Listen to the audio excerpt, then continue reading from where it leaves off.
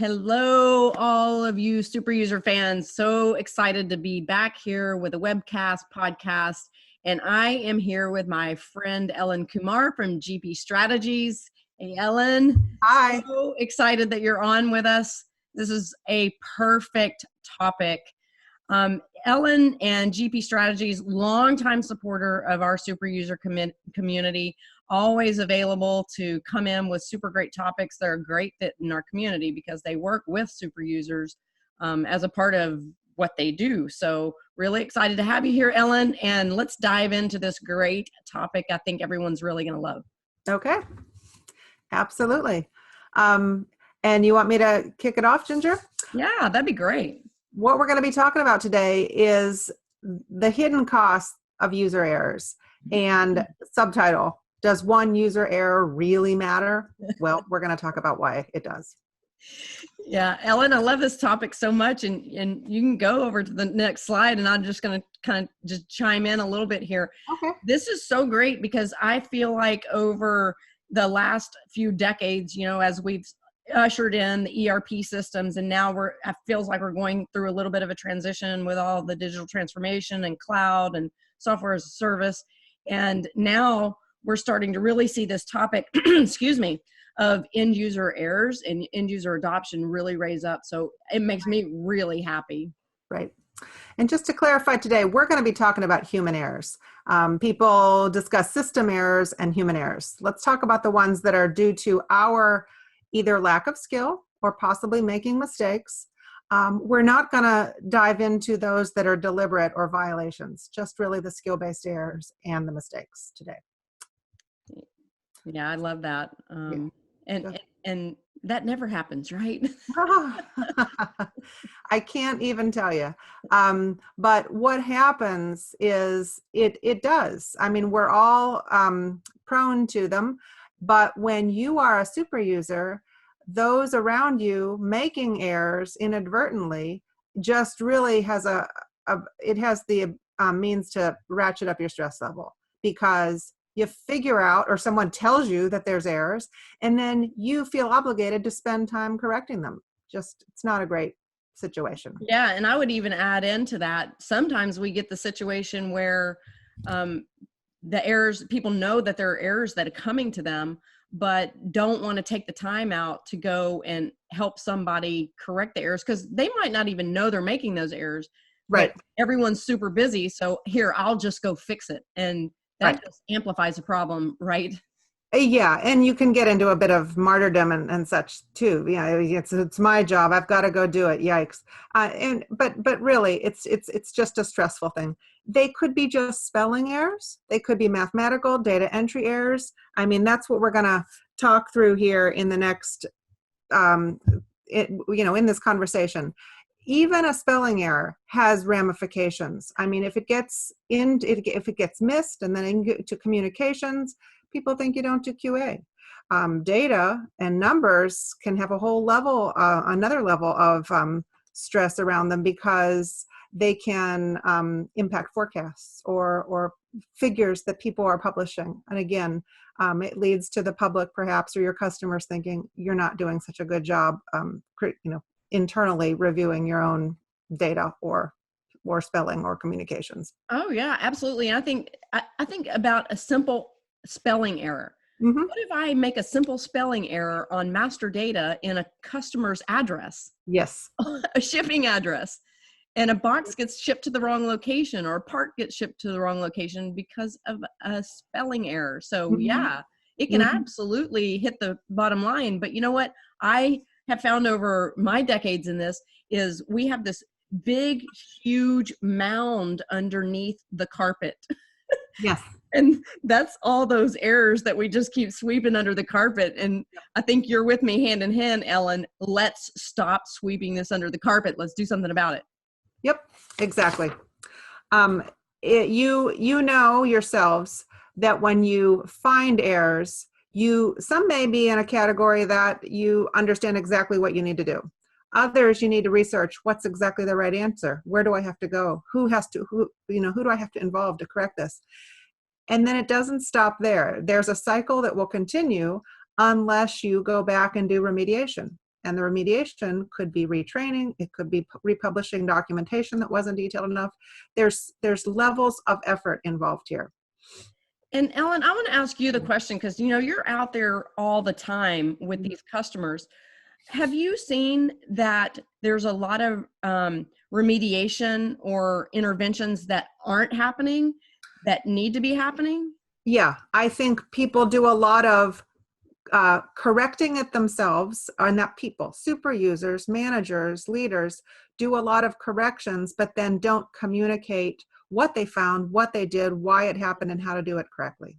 Yeah, So, and that's really, really important yeah. in a super user performance and what we want to see in high performing super user communities. And that's part of the value of having an authorized and well-planned super user network, is being able to raise that up, not just one error at a time, but collectively pulling again that mound out from under the carpet and saying, we're going to do something about this, systemically do something about this. Exactly. Yeah, Exactly. So sharing what you're finding, sharing what you're correcting with your community is tantamount. It's really important. Mm-hmm. So I like to do back of the envelope math, Ginger. I love it. Because ultimately we're talking about the time super users spend, but if you had to quantify it, it's not that complicated to do, at least on one level. And we can consider some factors such as this. Say you've got 1,000 people in your company, and each one of those people makes, let's just pick a number, 10 errors a year. Okay? Less than one a month. 10 errors a year in the system. If a super user has, that's 2,000 errors. I had to do the math. Back of the envelope. It's actually 20,000 errors. So 1,000 people times, I'm getting all myself all tripped up here. But yes, 1,000 people times 10 errors is 10,000 errors. If a super user spends an hour correcting them and then another hour retraining, that's 20,000 super user hours. So I had to look at my sheet, Ginger, so I wouldn't yeah, well, if I would be like, I have my sheet right here, like reading every word. Yeah. I can't keep all that in my brain. So that's 20,000 hours. I don't know what people's average hourly wages are, but let's say the super users make $75 an hour. If you calculated that out, that ends up being $1,500,000, $1.5 million. Oh my gosh! Somebody's time. And we're talking about conservative numbers here. Yeah, and, exactly. And if you look at taking, because when you're factoring in numbers like that, you're going to take somebody and you're going to take their fully loaded salary, whatever their fully loaded rate is. That's all their benefits and everything, because that factors into it. And I think this is a great exercise. At our event this year that you sponsored, Ellen, and you were there, we had a session, and we were talking about ROI. How do you calculate ROI? How do you raise this up, this one user error thing up? And someone from the group asked me, they were like, yeah, it seems so hard to do. And I was like, no, it's really not hard to do. But what you have to do is, I want you to leave this session. I want you to take one error. I don't want you to take a bunch of errors. I don't want you to take a group of errors. I want you to take one error. And I want you to trace the amount of time that error, and these people were from finance. So, these finance people see a lot. They do. And trace everyone that was involved in correcting that error and the amount of time that was involved, and then do the math on that one error. And then from there, you start getting excited. Mm-hmm. So I think that this is a great example, and I would encourage anyone that's listening to this to take this as an exercise after listening to this and go just peel back the layers of the onion on this. It's significant. Right. Yeah. And so we could back that out. If every employee was making 10 errors a year, that's $1.5 million. If they were just making one error a year each, that's $150,000. And, then if you could boil it down to just a few employees and the number gets smaller and smaller, but it's still of significance. Yeah, one user error. Hey, is that a picture of me on that slide? Because sometimes I feel like that when Yeah. people aren't paying attention to this topic. Yeah, exactly. No, I thought it was relevant. It's really relevant. Sometimes we're shouting and no one's listening. So. Well, you know what? I think, Ellen, I'm glad you made that statement, because I think that there are plenty of people that have given up on trying to raise this up. Mm-hmm. And, at our event, we had the ROI topic. So we had Jack Phillips from the ROI Institute came and did a workshop for the super user leaders.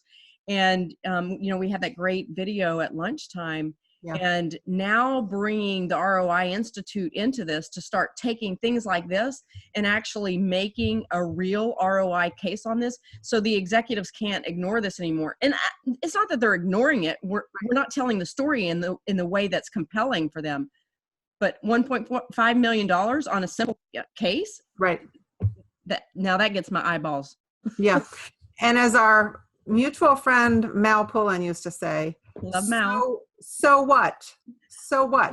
You get a number like this. What do you do with it? You can do all kinds of things with it. Yeah. Oh, absolutely. Yeah. You can justify ROI, as Jack Phillips said. You can justify investment in a better way. It can justify investment in additional super users if you have too few, or additional support structure around those super users.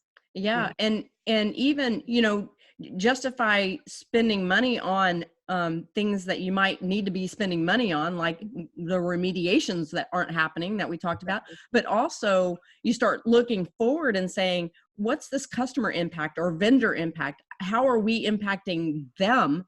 Right. And what's the cost of that? So we're not even factoring that cost in.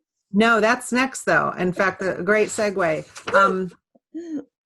There are other intangible and complex factors that we probably can't quantify in this short podcast today, but we might as well mention them because you can bring them up in your pitch to your leadership. Complexities, business disruptions. We talked about products going to the wrong address or products not shipping at all, communications being delayed, proposals not being awarded because of spelling errors that showed our potential customers that we weren't careful enough. These are all pretty serious things that people don't wish to happen. Right. And these aren't things that we're just making up to sound good. This stuff happens, and it doesn't get escalated because we know that there are, I'm sure it's more often than not, an error happens. So let's take this one where we're talking about shipping something out. Ship something out to the wrong address. Okay, we've got all of this, unwinding that we have to do, and there's a big cost there. And who's taking that and saying, okay, this happened, and we're piling it up with, again, this stuff that was swept under the carpet. So I think because people are busy and there's not this compelling plan, if you will, to do something with it, then I think it's just part of standard business. We made an error. Okay, we recovered and everything's fine.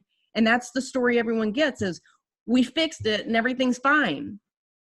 And it's not fine. Right. Not fine. Yeah. Just a quick case on the business disruptions. I like that one. And under the complex and having business disruptions, this is a very real story. I worked with a company, and they called me in to help them build a master data super user team, if you will. And it was in the finance space. And what happened is they had, and they were in, they were serving customer, one of their customers was the government.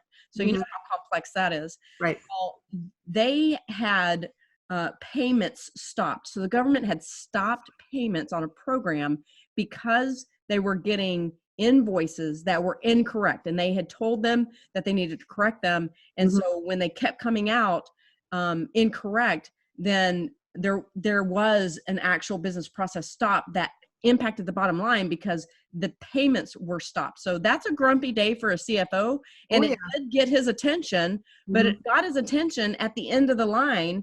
And one of the problem pieces, I mean, there were other problems involved. It wasn't just data errors, but that was one of the three business, process people data errors.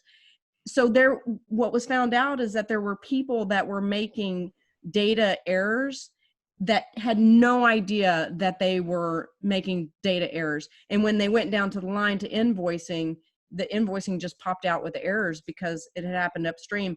And this is one of those terrible errors that can run under the radar. There's nothing popping up on the screen saying, hey, you're making a problem here.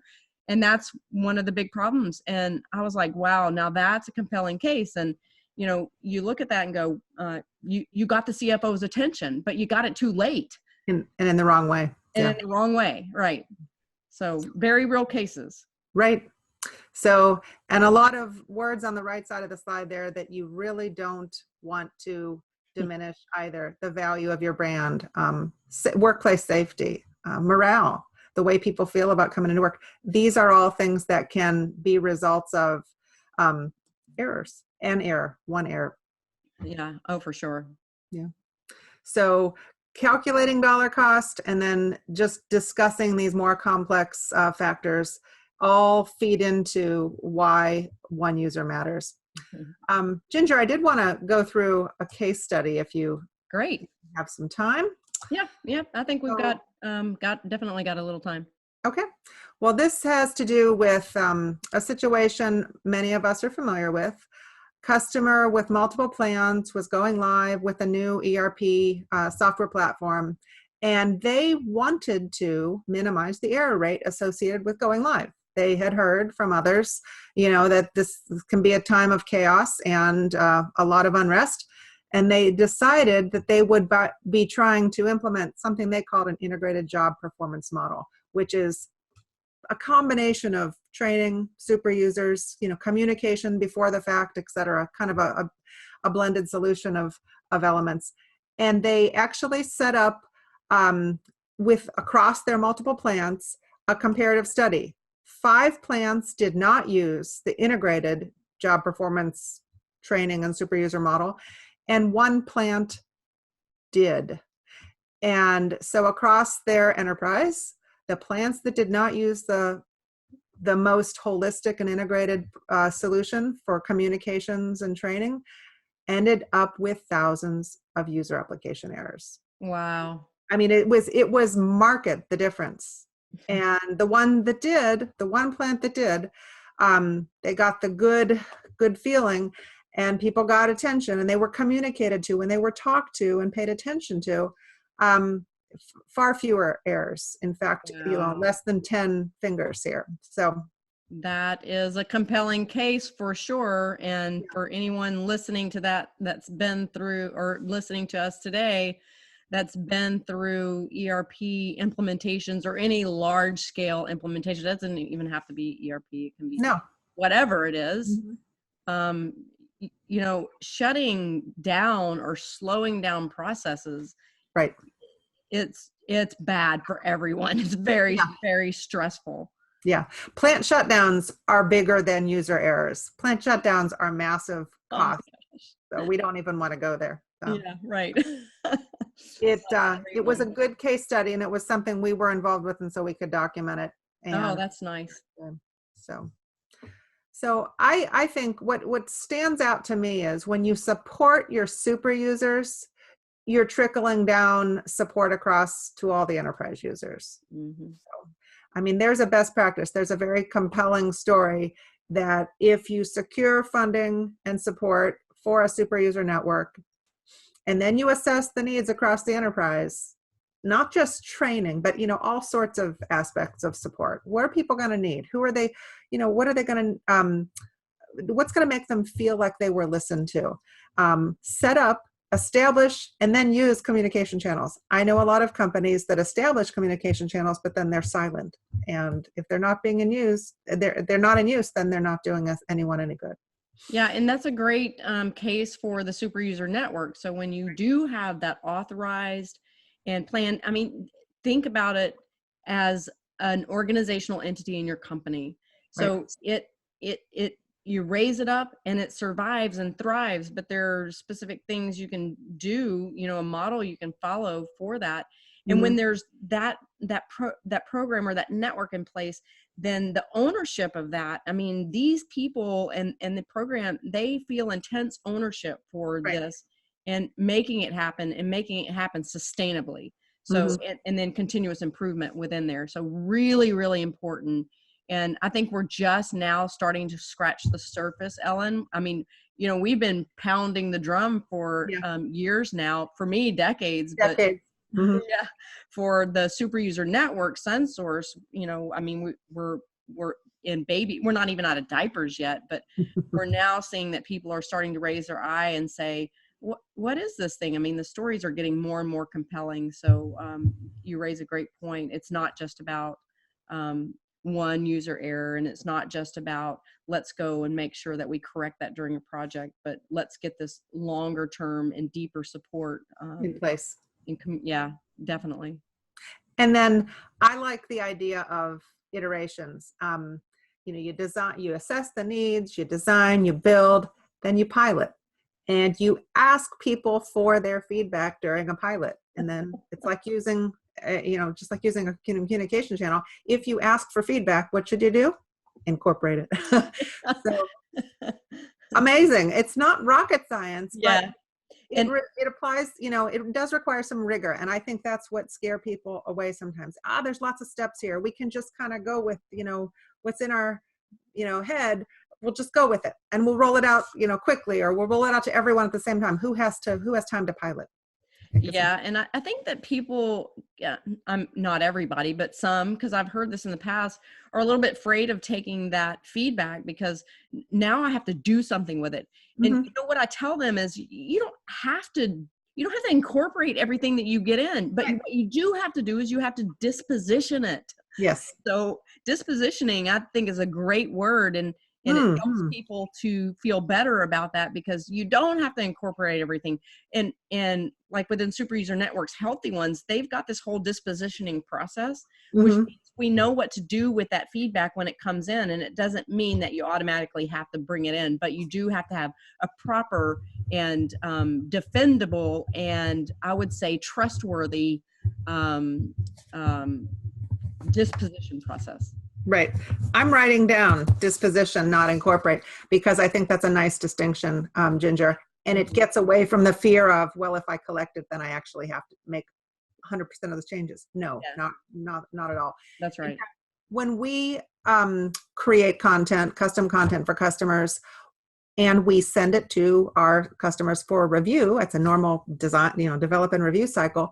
We always say, please consolidate your comments. Don't give us, if 10 people are looking at it, please don't give us 10 sets of separate feedback, because only when we see it in a consolidated form all together will we be able to kind of parse and figure out what can be, what should be, what really is effectively needing to go back into the final product. So. Yeah. And, thinking about super user support, I mean, that's part of the beauty of a super user model is taking all of the stuff that's coming from the end user base from all across and really bringing it up into the funnel of the super user. So there can be that dispositioning, consolidation, dispositioning, but also awareness of, oh, this super user from this space got this piece over here, but guess what? I got that too. Oh, wow. Really? We can really start bringing it together across the enterprise. That's when some of the magic starts happening. You get a real sense for what everyone's perspective is from where they're sitting. Yes. Yeah. Right. Very valuable. Great stuff. So I would make some changes to this. This was, kind of a quick and dirty draft, but based on what we were thinking, but I would definitely incorporate a lot of what we've been talking about verbally on this slide into a final product. Awesome. For next revision. All right. So. Wow. So our time is coming to an end. And truly, I believe that Ellen and I could talk on this topic for like 10,000 hours. Yeah. I mean, those people that know me know that I could just talk to myself for 10,000 hours. But this topic is a lot of fun. And you're going to be hearing more from us, I think, on this. Ellen, I think we should peel back the layers of this some more because I really want to be poking people on this. Yep. It's very, very nicely into, our beginning journey and the ROI story. So Mhm. I think there's more to come on this. Absolutely. So there's Ellen's contact information. You can give her a call if you want to have this chat. She's like me, loves to talk about this topic and is always open to doing that. And of course, if you don't know where to get me, pop up on SunSource, and you can find me up there. And I didn't introduce myself in the beginning, but the podcast, Ginger Luttrell, founder of SunSource. And Ellen, this has been great.